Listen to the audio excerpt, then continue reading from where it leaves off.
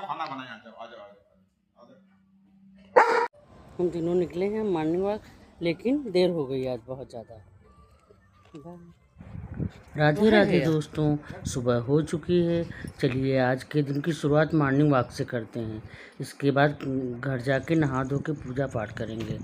और देखो रास्ते में मिल जाते हैं ये स्ट्रीट डॉग, ये रोज़ रास्ता देखते रहते हैं। इनको खाना दिया, फिर उसके बाद घर आके कपड़े छत से लाए और छत पे मेरे फूल लगे हैं खूब ढेर सारे। मेरी छत पे फूल तोड़ के नीचे लाए, मैं रोज़ यही चढ़ाता। उसके बाद नीचे नहाए धोए, नहा धो के भगवान जी के मंदिर आ गए पूजा करने के लिए। और बहुत अच्छा लगता है पूजा पाठ करना, मेरे को बहुत शांति मिलती है।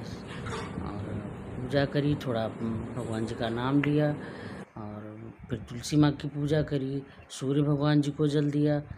और ऐसे ही मेरी दिन की फिर चाय किचन में आ गए, चाय बनाई और नाश्ता सब्जी पराठा बनाया।